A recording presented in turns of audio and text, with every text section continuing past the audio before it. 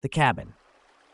My wife Amanda and I have a tradition of taking yearly vacations to different places, a way to break from the monotony of city life and enjoy some quiet, uninterrupted time together. This year, we opted for something more secluded than usual, an isolated cabin nestled in the dense forests of northern Minnesota. It was described online as being a peaceful retreat, far from civilization, tucked between towering trees and rolling hills. It sounded perfect, especially since we were craving a break from the constant hustle of the city. After flying into Duluth, we grabbed a few groceries at a small store in town, enough to last the 3 days we'd be there. We didn't rent a car since we didn't plan on leaving the cabin once we arrived. If we needed anything, we figured we could always call for an Uber. Our taxi driver was a friendly, older man who chatted with us as he drove, pointing out landmarks along the way. The ride was peaceful, the road winding between endless stretches of pine trees and jagged rock formations. By the time we arrived, it was just after 7 p.m. The sun was beginning to set, casting long shadows over the forest. The cabin stood alone, surrounded by dense trees on all sides. The driveway was little more than a set of tire tracks in the dirt. It was the kind of place that would make for an ideal retreat from the world, completely cut off from everything. We thanked the driver and paid him, then stepped out into the cool, crisp air. The cabin was small but charming, with a rustic wooden exterior and a stone chimney that hinted at a cozy fireplace inside. We unloaded our groceries and bags and made our way into the cabin.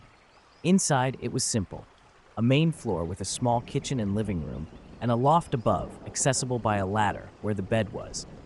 The loft was snug, with a low ceiling that forced you to crawl into bed, a cozy feature we found endearing.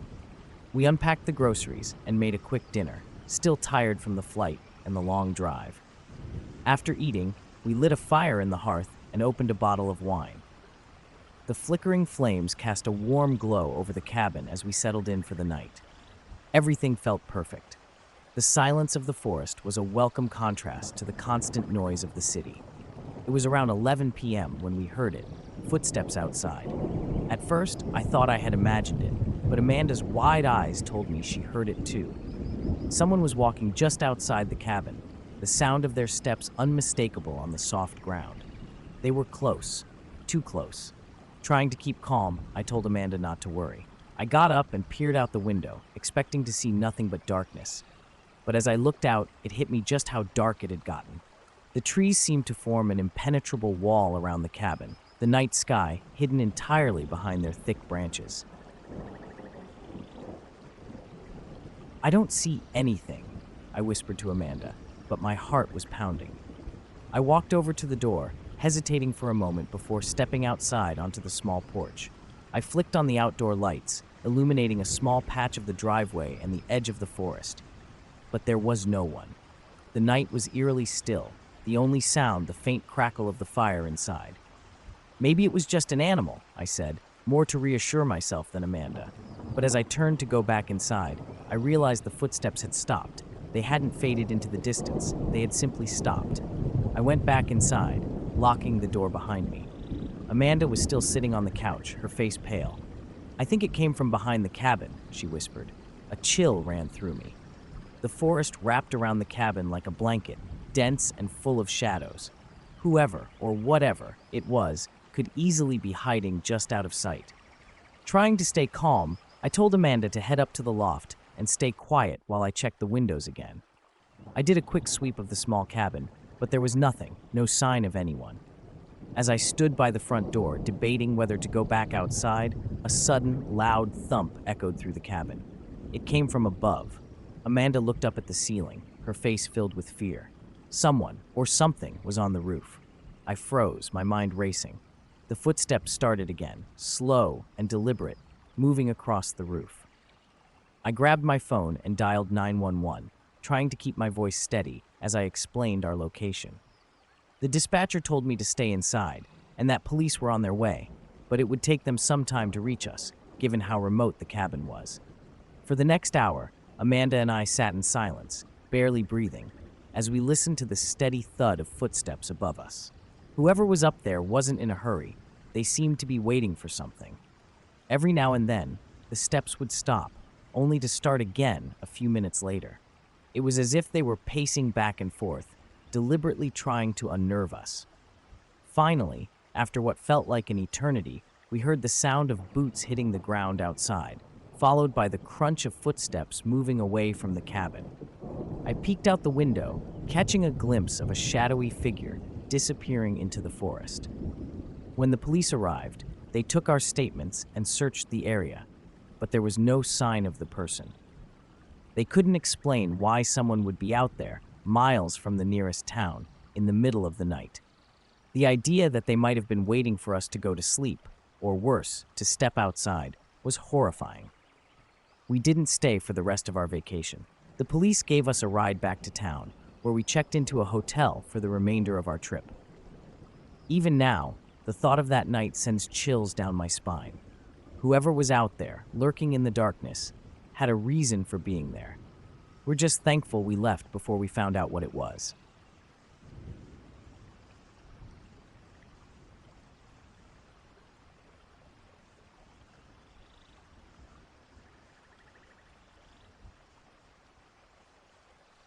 The perfect stranger. I've lived in the same house for 8 years. It's a standard, family-sized home, which made sense when I had roommates. But after they moved out, it was just me living there, and suddenly, all that space felt unnecessary. Technically, it's a 4-bedroom house, but I only use 2 rooms, the master bedroom where I sleep and the smaller room I turned into a gaming den. The other 2 rooms are on the far end of the upstairs hallway, one filled with old storage boxes and the other completely empty. After a long shift at work, I got off at 9 p.m., stopped at Wendy's to grab dinner, and went straight home. Tomorrow was my day off, and I had big plans to do nothing but game all night. I settled into my chair, slipped on my headset, and fired up Call of Duty. Before I could even load into a match, I thought I heard a knock at the front door. I paused the game, pulled off my headset, and listened. Silence. If someone had knocked, they would have knocked again, right? Figuring I was just hearing things, I shrugged it off and jumped back into my game. 2 hours flew by. Then I heard it again, another faint noise, like a knock or maybe a door closing. This time, I took off my headset and sat still, straining my ears. With my door closed and the sound muffled, it was hard to tell exactly what it was. Something about it made me uneasy, though. I stood up and crept out into the hallway, not waiting to hear the noise again. But after a few minutes of listening, there was nothing but the sound of my own breathing. I decided to head downstairs to check things out. When I opened the front door and peered outside, the street was empty. There was no sign of anyone nearby. I double-checked that the front door was locked and went back upstairs, leaving my game room door open this time, hoping that if the sound came again, I might hear it more clearly. I returned to gaming, trying to shake the uneasy feeling that had settled over me. About 20 minutes passed, and just as I finished a round, I leaned back in my chair to stretch. That's when I saw it, a figure, moving quickly past the open doorway. I froze. My heart raced, and I ripped off my headphones, staring at the empty hallway beyond the door. Someone, or something, had just moved past the doorway, but it was gone before I could get a good look. My pulse thundered in my ears, and I sat there for what felt like an eternity, paralyzed by fear. After several minutes, I finally found the courage to get up. I stepped cautiously into the hallway, looking left and right. Nothing. Slowly, I moved through the house, checking every corner. No sign of anyone. But when I reached the front door, my stomach dropped. It was unlocked. I was certain I had locked it when I came back upstairs. I grabbed my phone and called the police, trying to explain the situation as calmly as I could. I wasn't sure what had happened, whether someone had been inside or if my mind was playing tricks on me. But the sight of that figure and the unlocked door had shaken me to my core. The police arrived about 20 minutes later and searched the house thoroughly. They checked every room, every closet, and every corner of the house. At first, they didn't find anything. But then, one of the officers opened the door to the empty room at the end of the hall.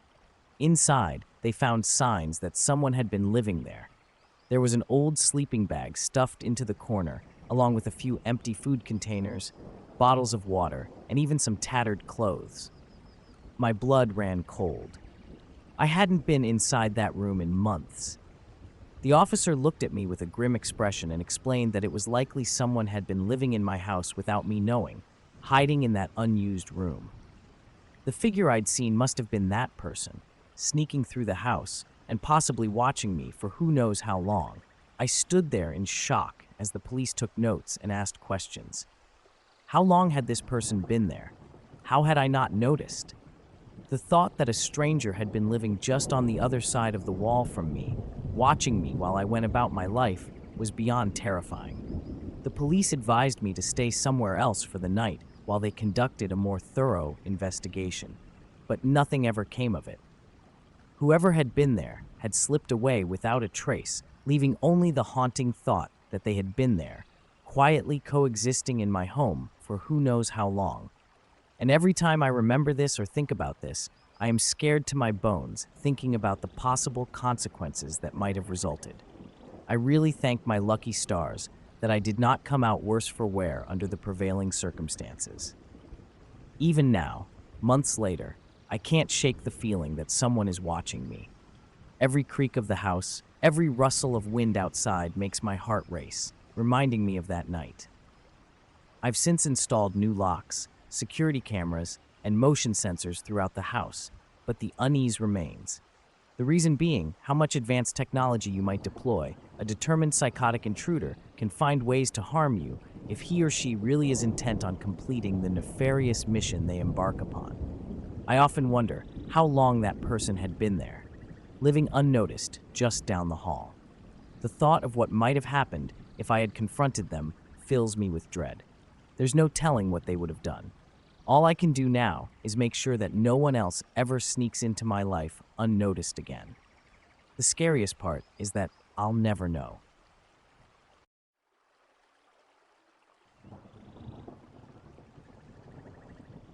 The Hellacious road trip. The road trip from Portland to Chicago was something I had been looking forward to for a while. Nearly a 3-day drive, I'd made sure to plan ahead by booking Airbnbs along the way. The whole idea of staying in a cozy, out-of-the-way places appealed to me more than crowded hotels. My first stop was in Wyoming. That part of the state doesn't have many big cities, and as I got closer, I realized I'd be staying in one of the smallest towns I'd ever seen. I was quite thrilled at this prospect. After crossing into Wyoming, the weather quickly turned. Heavy snow began falling, coating the highways in thick white powder and slowing my progress. By the time I finally rolled into town, the sun had set, and the place looked deserted. I hadn't expected much, but it was quieter and darker than I'd imagined. I hadn't even seen a gas station or fast food joint, let alone anything that looked like it would serve food. My stomach growled, reminding me that I hadn't eaten in hours, but with no restaurants in sight, I resigned myself to eating the snacks I'd packed. To be honest, the atmosphere was quite eerie and foreboding, and it kind of dampened the ravenous appetite that I had worked up.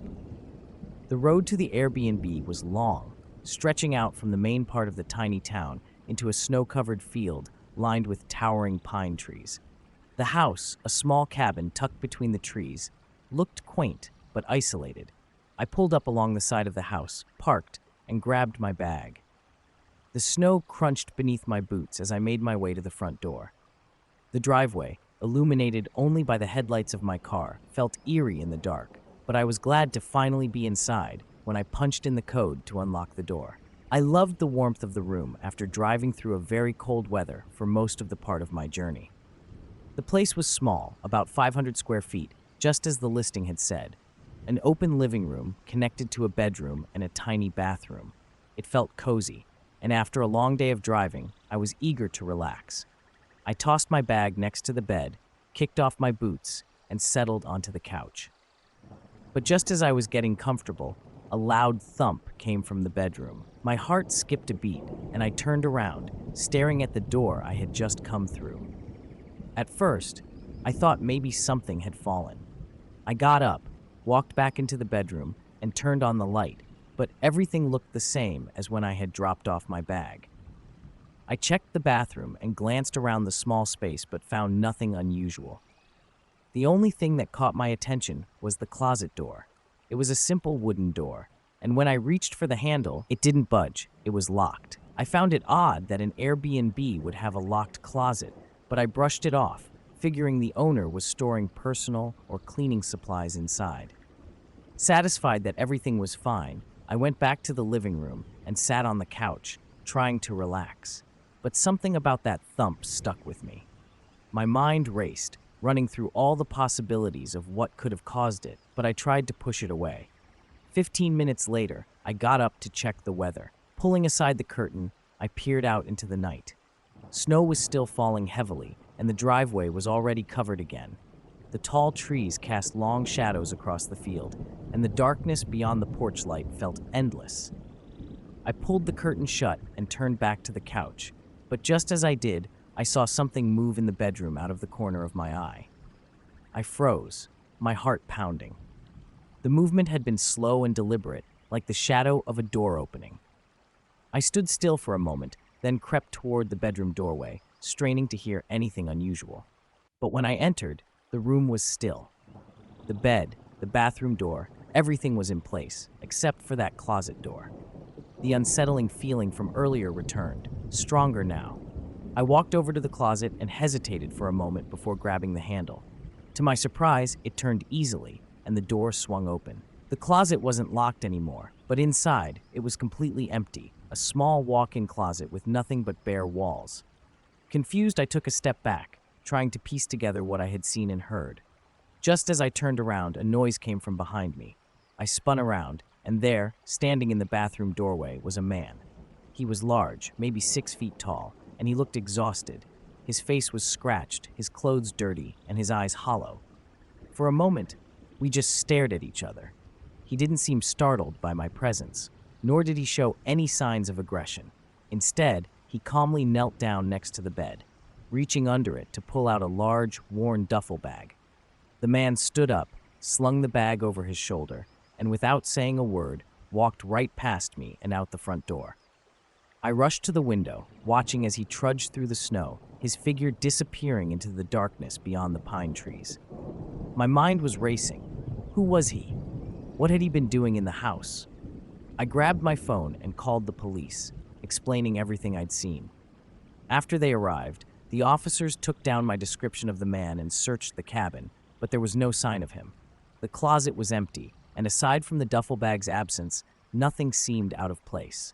The Airbnb host was contacted, but even they seemed at a loss for an explanation. I left town the next morning, still rattled by what had happened. The more I thought about it, the more unsettling it became. The man hadn't been just sleeping there. He had been hiding. He had been in that closet when I arrived, waiting. If I had gone to bed just a little earlier, or if I hadn't checked the closet, I might have woken up with him still inches away from me. To this day, I can't shake the feeling of dread when I think about that night. Who was he, and what was he doing in that remote Airbnb? I'll never know for sure, but I'm just grateful I didn't find out the hard way. The ending could have been a sad and tragic one for me if things had not turned out the way they did at the end.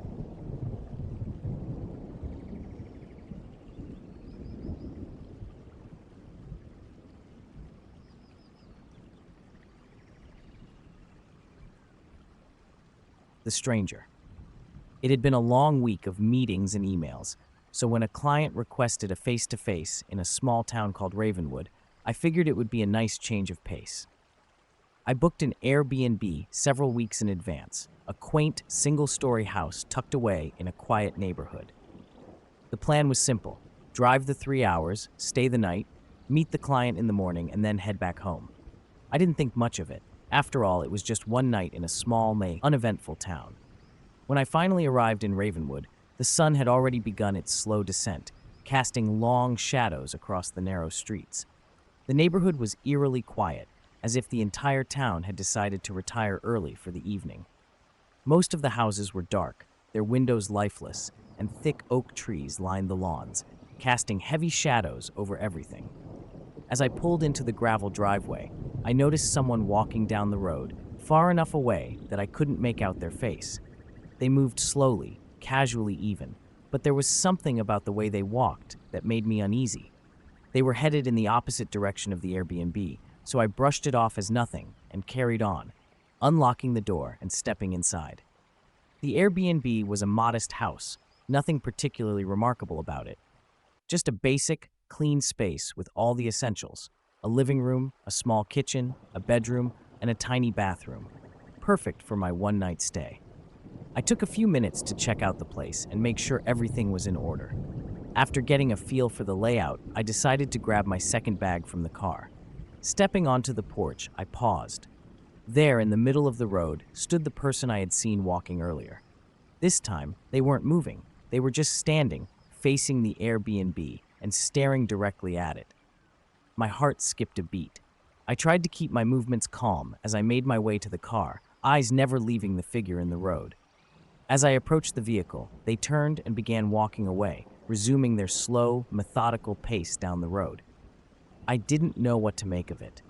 They could have just been taking a late-night stroll, but something about it felt wrong. I quickly retrieved my bag, locked the car, and pulled it into the garage for extra security. I double-checked that all the doors and windows were locked, then went back inside. For the next couple of hours, I kept glancing out the windows, half expecting to see the figure lingering somewhere outside, but they were nowhere to be seen. Eventually, exhaustion got the better of me, and I decided to turn in for the night. Sleep came in fits and starts. I woke up several times during the night, feeling uneasy, though I wasn't sure why. My alarm finally went off at 4 a.m., dragging me out of a restless sleep. The room was still dark, and groggily, I sat up in bed. That's when I noticed something strange, a faint light coming from under the bedroom door. I distinctly remembered turning off all the lights before bed, so the sight of the glow sent a shiver down my spine. My first thought was that I had somehow left the kitchen light on, but deep down, I knew that wasn't the case. Moving cautiously, I got out of bed and approached the door. Just as my hand touched the doorknob, I heard something. It was faint, but unmistakable. The sound of someone rummaging around at the end of the hallway. My heart pounded in my chest as I slowly opened the door. The living room light was on, which I knew I had turned off, but the sound persisted, and when I peered around the corner, my blood ran cold. There, crouched in the corner of the living room, was a man. He was going through my bags, tossing things aside as if searching for something specific. He wore a black hoodie and ripped jeans, exactly what the person from the road had been wearing. My mind raced, trying to process the situation, but before I could do anything, the man looked up and locked eyes with me. He didn't seem startled, not even surprised. Instead, he just stood up slowly, as if he had been expecting me all along. "Stay where you are," he growled, his voice low and menacing. He dropped the bag and began to approach me, moving with purpose. Panic surged through me, and I had only a split second to react. I turned and bolted back to the bedroom, slamming the door shut behind me just as he reached it. His shoulder rammed into the door with a sickening thud, and I heard him curse under his breath as he started fiddling with the lock. I didn't have much time. My mind raced, searching for a way out, and then I remembered the bedroom window. Without a second thought, I yanked it open and climbed out, landing hard on the cold grass below. I didn't stop to look back.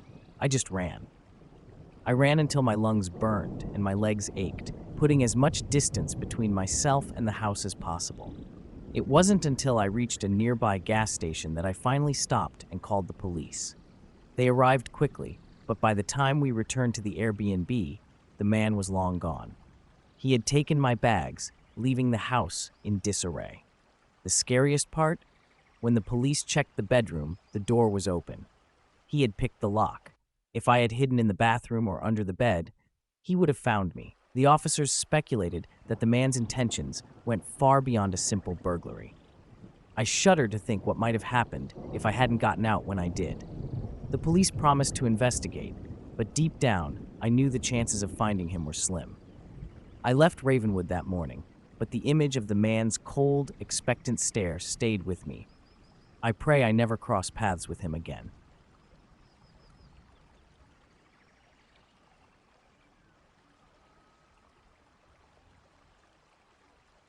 The Wilderness Trap. This spring, I decided to go camping at a remote location, about 4 hours north of my hometown of Arcadia. There was a small lake tucked away deep in the woods, a place few people knew about. It was my favorite spot, perfect for a peaceful escape from the daily grind. Every time I went, I had the lake mostly to myself, and I appreciated the quiet serenity it offered. On the first day, I arrived at the lake around midday. The place was as tranquil as ever. I set up my tent near the shore, enjoying the gentle sound of the water lapping against the rocks. The lake wasn't huge, but it was beautiful. Its clear blue water surrounded by a grassy beach, which gave way to thick forests on all sides. I could see the whole perimeter from where I stood, and for a while, it looked like I had the place all to myself. However, just as I was settling into the peaceful isolation, I noticed a figure emerging from the woods on the other side of the lake. A man, about my age, was setting up his own tent. He seemed like just another camper, and I didn't think much of it at first. But as the sun began to set, I saw him making his way around the lake, walking directly toward my campsite. He approached with a friendly smile and introduced himself as Colin. "Hey, I didn't know anyone else knew about this spot," he said, his tone light and cheerful. Colin seemed easygoing, so I didn't feel alarmed. After all, it wasn't unusual to run into other campers, especially in a secluded place like this. He mentioned that he saw me setting up across the lake and wanted to say hello since it was rare to see anyone else out here. We talked for a bit, and Colin seemed like a decent guy. He was 28, only a couple of years younger than me, and we shared a similar love for the solitude the lake offered. He explained that he had come to this spot for the same reasons I had, to escape from the world and enjoy the peace and quiet of nature. After chatting for about 30 minutes, he waved goodbye and headed back to his campsite as the last light of the day faded. That night passed uneventfully. I watched the stars for a while before retreating to my tent. The silence of the woods was comforting. Morning came, and as I unzipped my tent and stepped outside, I saw Colin on the beach, looking out over the water. He waved and came over again. We spent the better part of the day hanging out by the lake. He even shared a 6-pack of beer with me, and we exchanged stories about our lives, work, and love for the outdoors. By evening, I was glad to have met him. Colin seemed like the perfect camping buddy. As night fell, and we parted ways to go back to our campsites, I was sitting by my small campfire, feeling content. The flames flickered gently, and the sounds of the night creatures were beginning to fill the air. It had been a good day, and I was looking forward to getting a good night's sleep. However, just as I was about to put out my campfire, I noticed Colin again. He was walking around the lake, coming straight toward my campsite. His own fire had gone out a while ago, so I assumed he had gone to bed, but apparently not. When he reached me, something seemed off. His earlier cheerfulness was gone, replaced by a strange intensity in his eyes. "Hey, everything all right?" I asked, trying to keep my voice casual. He smiled, but there was something unsettling about it. "I wanted to show you something," he said, his voice a little too eager. "There's a spot with an amazing view nearby, but you can only really appreciate it at night." I hesitated, glancing up at the sky. It was late, and the forest was pitch black. "I don't know, man. It's kind of late, and we've got a long day tomorrow." But Colin persisted. "Trust me, it's worth it. The view is incredible." Something in his tone made it hard to say no. Against my better judgment, I stood up and followed him. We walked along the shoreline before turning into the woods, where the trees grew denser. There was no path, and Colin didn't seem to need one.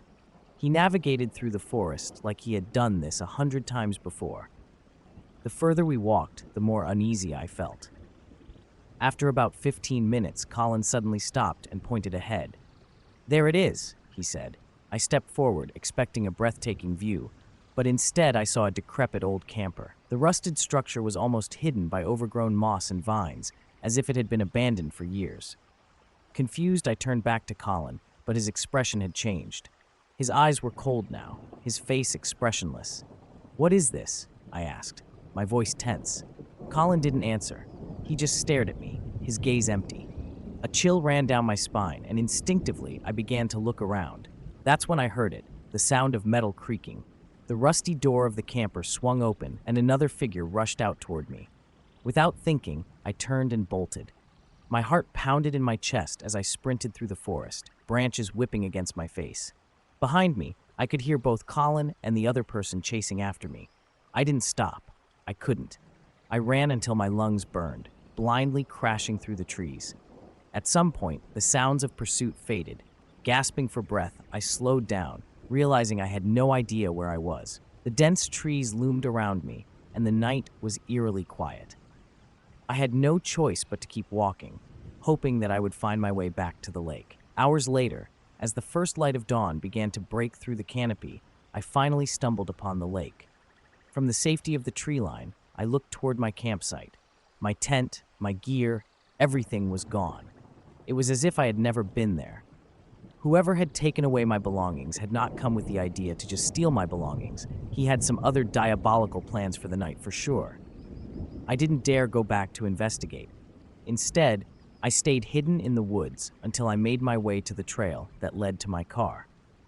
When I reached my vehicle, I immediately drove to the nearest town and filed a report with the local police. They took down the details, but I could tell they didn't take it seriously. To this day, I don't know what Colin and his accomplice had planned for me, but I thank my instincts for getting me out of there before I found out. The thought of what could have happened still haunts me, and I haven't been back to that lake since.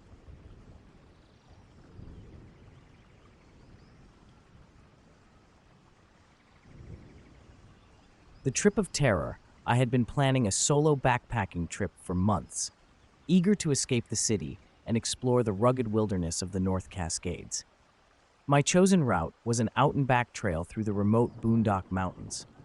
The trail was known for its breathtaking views and solitude, stretching 6 days in total, 3 days out, 3 days back. I hadn't done much research on the popularity of the trail, but I wasn't too worried. Out in the backcountry, encounters with other hikers were rare. On the third day of my journey, I stumbled upon a small campsite just off the trail. To my surprise, a lone hiker sat by a crackling fire next to a worn-out tent. He waved as I approached, and I stopped for a break to chat. The man, who introduced himself as Luke, seemed friendly enough, though there was something vaguely unsettling about him. His hair was disheveled, and he had dark circles under his eyes like he hadn't slept in days. We exchanged stories about our hikes, and he mentioned that he was camping there for the night before heading up to the peak the next morning. I told him I planned to reach the peak by the end of the day, and maybe I'd see him up there. After a few minutes of idle conversation, I bid him farewell and continued on my way. The trail ahead was steep and challenging, but when I finally arrived at the summit, the view was unlike anything I had ever experienced. A vast expanse of snow-capped mountains and rolling forests stretched as far as the eye could see. I set up camp near the edge of the cliff, basking in the peacefulness that only true isolation could bring. That night, as I settled into my tent, I found myself thinking about Luke. He had seemed so eager to reach the peak, but as the sun dipped behind the mountains, there was still no sign of him. Maybe he decided to stay at his previous camp for another night, I reasoned, or perhaps he had turned around altogether. Either way, it was none of my concern. I had the entire mountaintop to myself, and the night passed in blissful solitude. The next morning, I packed up and began the descent back down the trail. My body was sore from the climb, and I found myself moving much slower than anticipated. The sun was already sinking below the horizon when I finally neared the same campsite where I had met Luke. His tent was still there, set up just as it had been the day before, but something was off. I called out, "Luke, you okay?" There was no response. A sense of unease crept over me as I approached the tent. The flap was half open, but the inside was empty. No sleeping bag, no gear, nothing. It was as if Luke had vanished. My stomach tightened with a growing sense of dread. People don't just leave their camp set up in the middle of nowhere without a trace. I stood there for a moment, scanning the surrounding woods for any sign of him. That's when I saw it, a faint glimmer of light in the distance, deep within the trees. It flickered faintly, like a dying headlamp. Instinctively, I began walking toward it, my pulse quickening. About 40 yards from the campsite, I found the source, a headlamp lying on the ground, barely clinging to life as its batteries drained away. Suddenly, I felt a presence. My skin prickled with the unmistakable sensation of being watched. I turned slowly, and there, just a few yards away, stood a figure in the shadows. They were too far to make out any details, but their posture told me all I needed to know. They were trying to remain hidden. "Hello?" I called out, my voice trembling. "Do you need help?" The figure didn't move, didn't speak. They just stood there, watching. I'm sorry. I'll leave," I stammered, taking a step back. Panic gripped me, and I quickly turned and headed back toward the campsite. The moment I reached Luke's tent, the faint glow of the headlamp in the woods vanished. With shaking hands, I grabbed my pack and slung it over my shoulders, thankful that I hadn't unpacked much. I took one last glance at the shadowy trees before setting off down the trail, moving as quickly as my legs would allow. The darkness swallowed me, but I didn't dare stop. I had to get away from whatever, or whoever, was out there. I pushed myself hard, managing to cover another 3 miles before I reached the next campsite.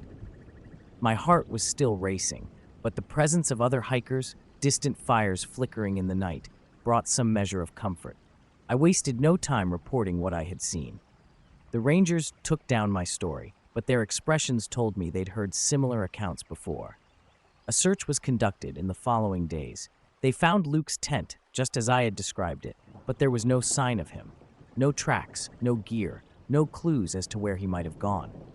The headlamp I'd found was gone too, as if it had never been there at all. The authorities deemed Luke missing, though deep down, I knew that missing wasn't the right word. Whoever that figure was in the woods, they had something to do with his disappearance. And I shudder to think what would have happened if I had stayed at that camp a moment longer. The mystery of Luke's fate remains unsolved, but out in the wilderness, some things are better left unknown.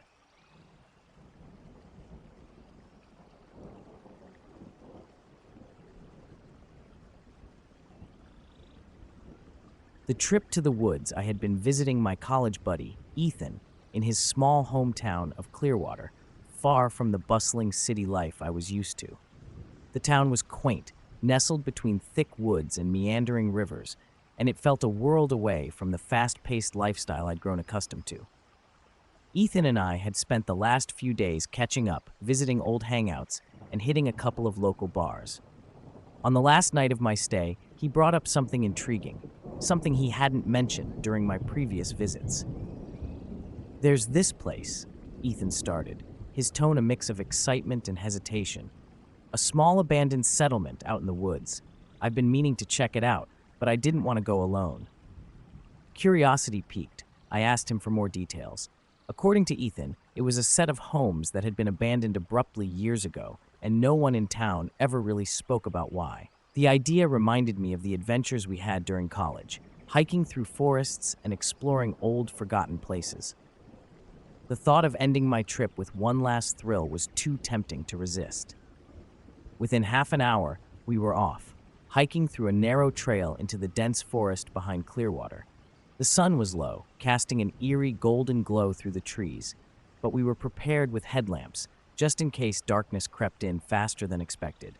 The trail soon disappeared, and we found ourselves walking along a faint, overgrown footpath, pushing through the underbrush as the air grew colder. After what felt like an hour of hiking, the outline of a house came into view, standing silently among the trees. As we approached, more houses appeared behind it, revealing an entire small settlement tucked away in the woods. Oddly enough, the homes didn't look as old as I had imagined. Sure, they were weathered and worn down, but they had modern siding, and the windows, though broken, didn't seem like they belonged to a century-old structure. A gravel road wound through the cluster of homes, leading us from one to the next. Graffiti littered the sides of some buildings, and it became clear that we weren't the first people to explore the place. Ethan and I approached the first house, its front door hanging crooked on its hinges. Weeds pushed through the floorboards, but the inside was otherwise barren, giving no real clues about why the homes had been deserted.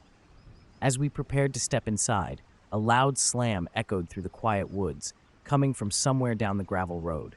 Both Ethan and I froze, our eyes darting toward the sound. Silence followed, but the sudden noise left a gnawing tension in the air. "Did you hear that?" I asked, already knowing the answer. Ethan nodded, his face pale. We waited, listening for any further sounds, but the forest had fallen completely silent. After a few moments, we cautiously entered the house, exploring the empty first floor. The eeriness of the place was unsettling, and I found myself constantly glancing over my shoulder. Upstairs, the atmosphere felt different, heavier, darker. The hallway at the top of the staircase was small, with only 2 doors and a hatch leading to the attic. We opened the first door and found another bare room. As we were about to check the next one, we heard it, a faint shuffling sound coming from outside. Someone was walking through the grass, their footsteps slow and deliberate, heading straight for the house. Ethan motioned for me to stay quiet as we listened. The footsteps grew louder, approaching the front of the house, then stopped just outside the doorway. "Hello?" a raspy voice called out. "I just want to talk. No harm at all." The voice sent chills down my spine. It sounded strange, slurred, like the man speaking was struggling to form the words properly. I glanced at Ethan, who looked just as uneasy as I felt. Neither of us responded. "I know you're in there," the man continued, his tone almost playful now. "Come on, don't be shy." Then there was silence. No footsteps, no words, nothing. Minutes passed. We stayed perfectly still, listening intently, but we didn't hear the man leave. Something was off. Ethan, unable to contain his nerves any longer, motioned for me to stay back as he quietly crept down the stairs to take a peek outside. When he returned, his face was drained of color. "He's not there," Ethan whispered. "What do you mean, he's not there?" I asked, rushing over to join him at the doorway. Sure enough, the front of the house was empty. The only evidence of anyone having been there were a single set of footprints leading toward the door. But there were no prints leaving. It hit us both at the same time. The man hadn't left. He was still inside the house. We didn't waste another second. Without a word, we bolted from the house, racing down the gravel road and toward the safety of the trees. My heart pounded in my chest, the sound of my own footsteps ringing in my ears. I didn't dare look back, afraid of what or who I might see. We didn't stop running until we reached the main trail, where the forest finally opened up into the outskirts of town. Gasping for breath, we glanced back in the direction we had come, half expecting the man to emerge from the woods behind us, but no one followed. We made it back to Ethan's house without another word. We didn't discuss what had happened or who that man might have been. All we knew was that we were lucky to have left when we did. To this day, I still get chills thinking about that voice and those footprints leading to nowhere. Whoever or whatever had been out there in that abandoned settlement, we weren't meant to meet them. And I'm certain that if we had stayed any longer, we might not have made it out at all.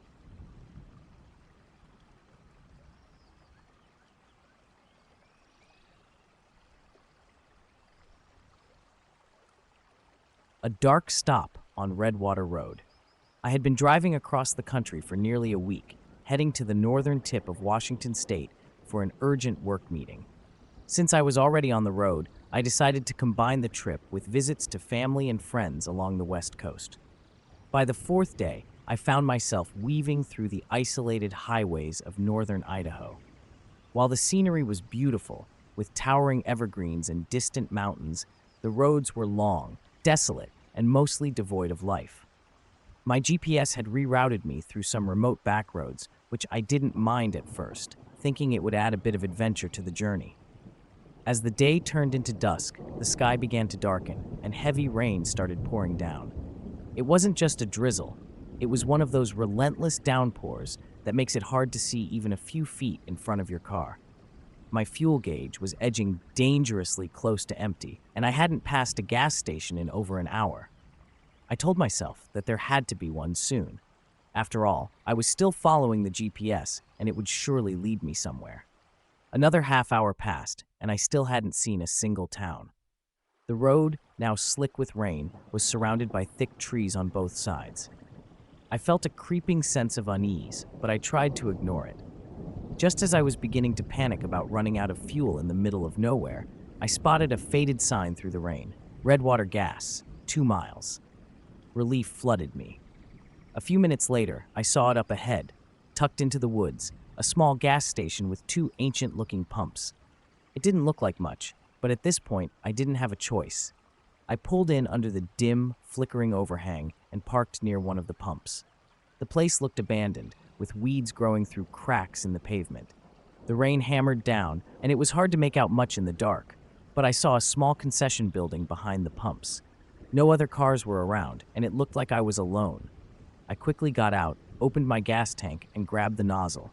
When I swiped my card, nothing happened. The screen was blank. I squinted through the rain and wiped off the pump's display. Still nothing. Sighing in frustration, I walked over to the second pump. It was the same, completely dead. At this point, I realized something was seriously wrong. No lights were on outside, but I noticed a faint glow coming from the window of the concession building. Maybe someone was inside who could help me. I jogged through the rain, approaching the glass door. It was covered in grime, and the reflection of the light made it impossible to see inside. With a sense of dread settling over me, I grabbed the handle. The door creaked loudly as I pushed it open, the sound echoing in the empty space. Stepping inside, I immediately felt a chill. The air was damp and the shelves were bare, some knocked over like they hadn't been touched in years. The faint light I'd seen was coming from a small lamp near the back of the store, casting long shadows across the room. It wasn't the fluorescent lighting you'd expect in a gas station. It looked like someone had set up a makeshift camp inside. I stood there for a few seconds, my skin crawling with unease. Something wasn't right. I turned and hurried back outside into the rain. As I neared my car, my heart stopped. There was someone standing next to it. The figure was drenched from head to toe, their clothes clinging to their body. They were hunched over, peering into my car windows as if searching for something. For a moment, I froze, unsure of what to do. "Hey, what are you doing?" I shouted, trying to sound more confident than I felt. The person straightened up and turned to face me, their eyes locking onto mine. There was something unsettling about the way they looked at me, like they were sizing me up. Without a word, they shifted their gaze behind me, toward the concession building. I turned just in time to see another figure stepping out of the gas station. He had long, stringy black hair and a gaunt, sickly look to him. His clothes were dirty, and he moved with an unnatural quickness. Before I could react, he broke into a sprint, heading straight for me. Panic surged through my body. I bolted for my car, my heart pounding in my chest. The man was fast, too fast. I barely managed to get the door open and slam it shut before he reached me. He yanked at the door handle, pulling so hard that the car rocked. I fumbled with the keys, my hands shaking as I tried to start the engine. Just as the engine roared to life, I heard a metallic screech. The man had run something, maybe a knife, along the side of my car. Without looking back, I slammed on the gas and sped out of the station, my tires skidding on the wet pavement. I drove for what felt like an eternity, my eyes darting between the road and the rearview mirror. My heart was still racing, and I couldn't shake the image of the two figures standing in the rain, watching me. After about 30 minutes, my car finally sputtered to a stop. I'd run out of gas. Thankfully, I had cell service. I called for roadside assistance and waited anxiously in the dark. While I waited, I stepped out to inspect the damage to my car. A long, jagged scratch ran across the driver's side door. It looked like the man had scraped it with something sharp as I drove away. I shuddered, thinking about how close I had come to a very different outcome. When the police arrived later that night, I told them everything. They looked at me with concern and disbelief. One of the officers told me that the gas station on Redwater Road hadn't been operational for over a decade. They had boarded it up years ago after a string of incidents involving people going missing in the area. I still don't know what those men wanted or what would have happened if I hadn't gotten away in time. The thought sends shivers down my spine every time I think about it. All I know is that something terrible lurks on those forgotten roads, waiting for the next unsuspecting traveler. The sheer terror of the place still haunts me every now and then whenever I think how close I had come to absolute calamity.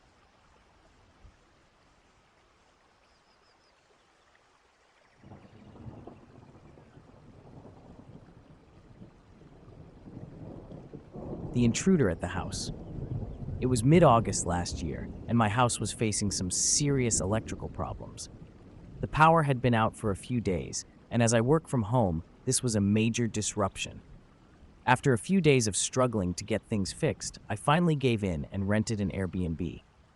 Living in a fairly small town, there weren't many options nearby, but I managed to find a place about a 45-minute drive away, in the outskirts of a neighboring village called Cedar Ridge. It was known for being a bit run down and secluded, but I was only staying for a couple of days, so I figured it was manageable. Plus, the price was affordable.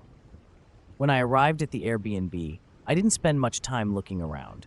The long drive and the stress of the last few days had worn me out, and I headed straight to bed. The next morning, I woke up early, ready to set up my laptop and start catching up on work. Just as I was about to begin, a knock echoed through the house. It startled me for a moment, and I wondered who it could be. After all, this wasn't my home. Hesitant, I went to the door and peeked through the peephole. On the other side stood a man, maybe in his early 30s, with tattoos covering his arms and neck. He didn't look like the Airbnb host or anyone I'd expect to see there. Unsure of his intentions and not feeling comfortable opening the door, I decided to ignore it. I walked back to my desk and started working, hoping that whoever it was would just leave. The day flew by as I caught up on meetings and worked through a pile of tasks. Before I knew it, it was nearly 8 p.m., and I hadn't even stepped away from my desk. Needing a break, I went out to grab some dinner. After returning, I had barely started eating when another knock came at the door. My stomach tightened as I realized it was the same man from earlier. I was more annoyed than scared at this point, but again, I ignored it and walked back to finish my meal. I tried to push the situation out of my mind, convincing myself that maybe he had the wrong house or was selling something. About half an hour later, I sat back down to work for another hour before calling it a night. I put my headphones in, trying to drown out my unease, and focused on getting things done. When I finally shut my laptop, I noticed how dark it had gotten in the house. The only light had been coming from my screen. As I stood up and went to turn on the front light, I felt a chill run down my spine. Faint shoe prints were visible in the dim light, leading from the back door and all the way up to the desk where I had been sitting. My breath caught in my throat as I followed the prints with my eyes. They led straight to the back door, which was cracked open slightly. I froze. My mind raced with the realization that someone had been inside the house while I was working. I felt nauseous with fear. Before I could process what was happening, I heard the slow, deliberate creak of footsteps descending the stairs. My heart pounded as a man came into view, peeking around the corner of the hallway. It was him, the same tattooed man from earlier, and now he was in the house. His face morphed from surprise to fury as our eyes met.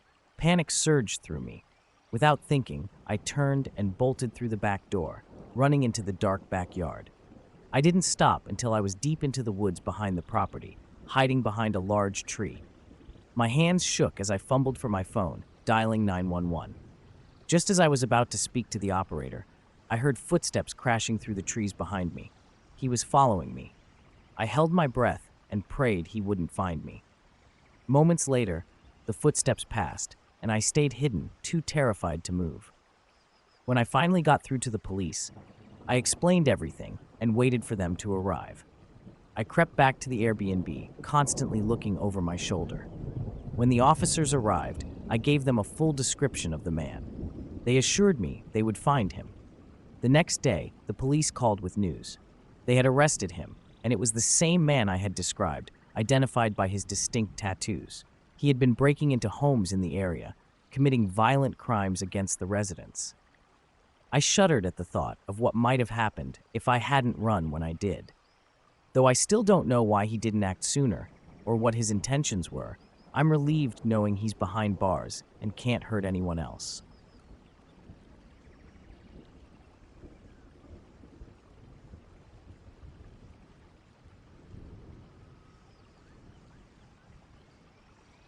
A stranger in the woods, a hiker's near escape. Last summer, I decided to take a solo camping and hiking trip along Pine Creek, a remote river near my childhood home. Visiting my parents for a few days, I wanted to escape into nature afterward and enjoy a peaceful retreat. Pine Creek wasn't a popular destination. It was a quiet spot only locals knew about, far removed from any tourist trail. It was the perfect place to unwind. The hike to the river took about 4 hours at a steady pace. I loved the isolation, knowing that no one else ever used the narrow dirt path that snaked through the dense forest. The river, though small and often overlooked, held a special charm for me, calm and peaceful, untouched by crowds. The trail was unmarked, and few people ever ventured this far. By the time I reached the river, the sun was sinking below the horizon, so I quickly set up my tent and built a fire, eager to relax before turning in for the night. The crackling fire cast flickering shadows on the trees as I sat down, enjoying the solitude. I had barely settled in when I heard footsteps crunching through the leaves. Startled, I turned to see a man emerging from the forest. He was in his early 30s, scruffy and dirty, like he'd been out here for days. He waved at me and approached with a casual smile. "Hey there, I'm Ben," he said, extending his hand. I hesitated before shaking it. He seemed friendly enough, but something about him felt off. Ben mentioned that he was camping nearby and had noticed my fire. He claimed he'd been out in these woods for a few days and was just wandering around. I made small talk, not wanting to be rude, but my instincts were screaming at me. Something wasn't right. After a few minutes, he said goodnight and walked off along the river, his flashlight bobbing in the darkness. I watched him go, but after a minute or so, the light abruptly clicked off. The forest fell silent again, save for the crackle of my fire. I tried to brush off the encounter as nothing more than an awkward meeting in the woods, but I couldn't shake the feeling that he'd been watching me long before he stepped out from the trees. How else would he have shown up just minutes after I arrived?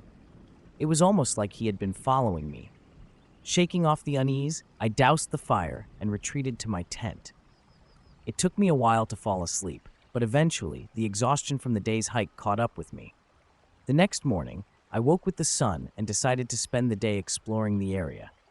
I hiked along the river, expecting to come across Ben's campsite, but there were no signs of anyone else out here. No tent, no fire pit, nothing. It was as if he'd vanished. A gnawing anxiety settled in my stomach, but I pushed it aside, convincing myself he must be camped deeper in the woods. I returned to my camp just as the sun was setting. To my shock, Ben was sitting next to my unlit fire pit, waiting for me. "Hey," I said, trying to keep my voice steady. "What are you doing here?" He smiled again, but it didn't reach his eyes. "I found something down by the river earlier. You should come check it out." I hesitated, the uneasy feeling from the night before surging back. "I'm pretty tired, actually," I said, forcing a casual tone. "Maybe another time." His smile faltered, and for a moment we just stared at each other. Something in his eyes had changed. There was no friendliness left. "Come on," he insisted, his voice lower now, more insistent. "It won't take long." My heart pounded in my chest as I realized how dangerous the situation had become. I glanced down and noticed something bulging from the waistband of his pants. A gun. It was tucked under his shirt, hidden from view. That was when I knew for sure. This wasn't just a strange encounter. Ben was a predator. "I'm not going," I said, my voice firmer this time. We locked eyes for a long, tense moment with this, and I was terrified he would pull the gun on me right then and there. But instead, he turned without a word and walked back toward the river, disappearing into the trees. As soon as he was out of sight, I started packing up my gear as quickly and quietly as possible. My hands shook as I stuffed my tent into my bag and doused the remains of the fire. Every noise in the forest felt amplified in the silence, and I was sure Ben was watching me from the darkness, waiting for the right moment to strike. I didn't care that it was getting dark. I knew I had to leave. I strapped my pack to my back and started the long hike back, my heart pounding with every step. The 4-hour hike in daylight had been easy, but navigating the unmarked trail at night with the constant fear of Ben behind me was a nightmare. Every twig snap or rustle in the bushes sent a jolt of fear through me. Several times, I thought I heard footsteps trailing behind me, but every time I turned around, there was nothing. Still, I knew he was there, somewhere in the dark, watching, waiting for me to slow down or make a mistake. I pushed through the exhaustion and fear, refusing to stop even for a second. After what felt like an eternity, I finally reached the road where my car was parked. My hands were shaking so badly that it took me 3 tries to get the key in the ignition. But once I was in, I locked the doors and sped away without looking back. Even now, the memory of that night sends chills down my spine. I'm convinced that if I had followed Ben down to the river, I wouldn't be here to tell this story. Whoever he was, whatever his intentions, they were nothing short of sinister.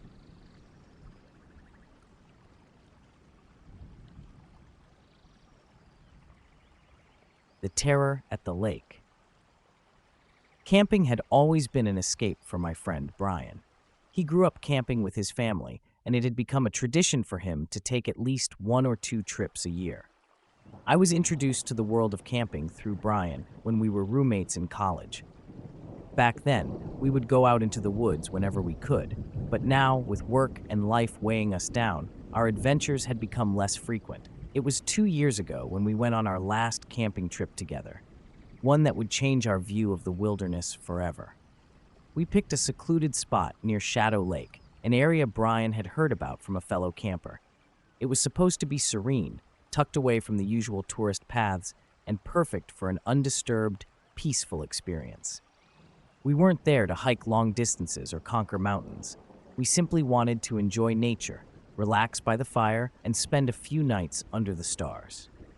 After driving for a couple of hours and then hiking for another 2, we found the perfect clearing close to the lake's edge. There was something almost eerie about how quiet it was. No birds chirping, no rustling leaves, just pure, unbroken silence. We set up our tents, started a fire, and settled in for what we thought would be another memorable camping trip. For the next 3 days, it was exactly as planned.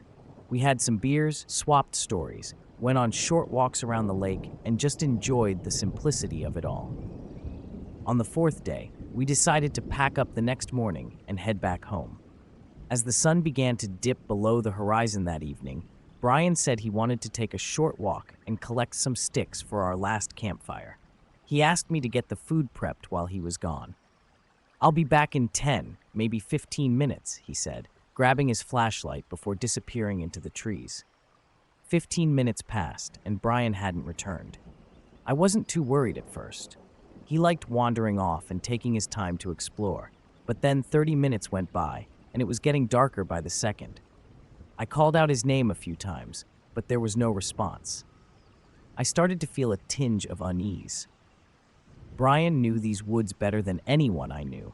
Getting lost wasn't something that would happen to him. I figured maybe he got distracted by the scenery or found something cool. But as more time passed, the knot in my stomach tightened. When an hour had gone by, the sun had completely set, and the eerie quiet of the forest was now amplified by the dark.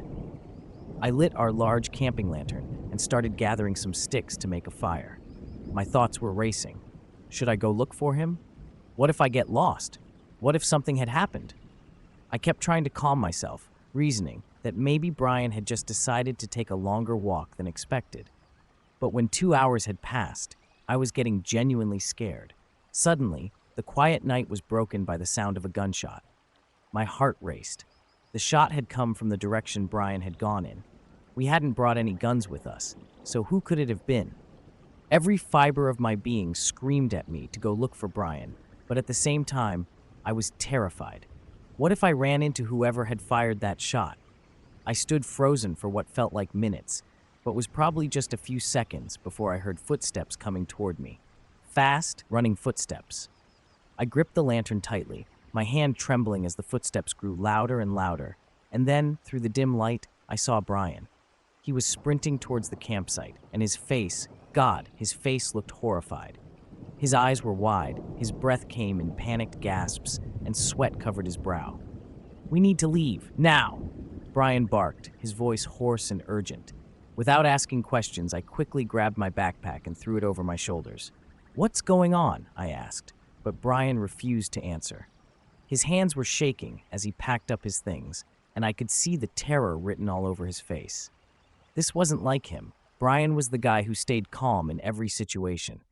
As we started speed walking out of the woods, Brian finally began to speak. He told me that while he was out gathering sticks, a man had approached him, seemingly out of nowhere. The man was holding a gun and demanded Brian follow him without making a sound. He kept pointing the gun at me, leading me deeper into the woods, Brian said, his voice barely a whisper. I tried to stay calm, tried to figure out what this guy wanted, but he wouldn't say much, just kept telling me to keep walking. My skin prickled. What did he want? I don't know, Brian muttered, but he was taking me somewhere bad. He wasn't just robbing me. I could feel it. I waited for the right moment, and I bolted. I remembered the gunshot I had heard and felt a cold dread wash over me. The gunshot. What happened? Brian shook his head. I don't want to talk about it, he said, his voice firm. And I knew then that he was holding back something important. As we moved through the forest, every shadow seemed more menacing. Every crack of a twig underfoot made us both jump. I couldn't shake the feeling that we were being watched. After what felt like an eternity, we finally made it back to our car. We didn't even stop to catch our breath. We got in, slammed the doors shut, and drove away as fast as we could. Brian has refused to go camping ever since, and honestly, I don't blame him. The man in the woods, the gunshot, the fear in Brian's eyes, it was all too real. I still think about that night and wonder what really happened out there. Brian never gave me the full story, and maybe I don't want to know. But one thing is for sure, there's something about Shadow Lake that I'll never forget, and I have no intention of ever going back.